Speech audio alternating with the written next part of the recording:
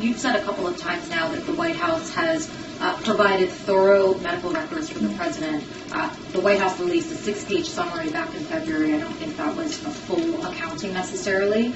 And Dr. O'Connor, in that memo, described the president as, quote, a healthy, active, robust 81-year-old male who remains fit to successfully execute the duties of the presidency. I think that is clearly not what the majority of Americans are seeing. And we have a new poll from CBS News that says 72% of registered voters say the president does not have the mental and cognitive health to serve as president. So are you saying that the majority of Americans are misguided and that they just need to trust Dr. O'Connor and take him at his word? So a couple of things, and I want to say the president is feeling better, and you saw him last night, you saw him today, but he does indeed still have a cold. Look, I want to be very sensitive here, and I think it is important to be sensitive here. We understand how the American people are feeling. We get it. We do.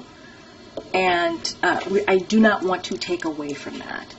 I'm not going to speak. I know that there was, you all did a poll, CNN did a poll. I'm not going to speak to every poll. I'm just not going to do that.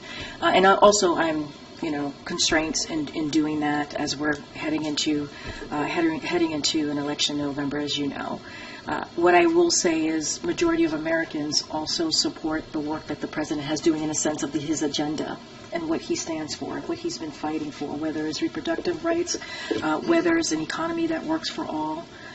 And that is something that the president is going to continue to do.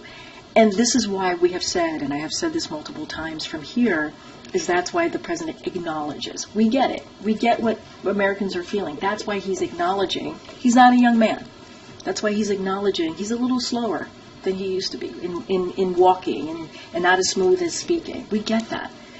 But we also want to make sure that we point to the successes that he's had, his record, and we want to continue to build on his unprecedented record. And I'm not going to discount what the American people see or feel.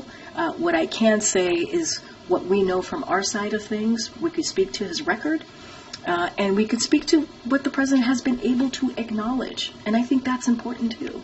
And that's basically acknowledging what Americans are seeing and feeling. If you get it, why not release more about his medical, his physical and mental health? Why not? What we have released has been very comprehensive. It has been. It has been transparent. And if you compare it, right, it has. We have put that out there. And, and we'll continue to do so, put that information out there. And MJ, I want to be very clear. I get the question that you're asking me. But this is also a president who has had a historic administration. He has. In delivering on legislation, key policies. That is because with age comes wisdom and comes experience. And I think that matters as well. Did Dr. O'Connor watch the debate? I believe Dr. O'Connor traveled with us to the debate.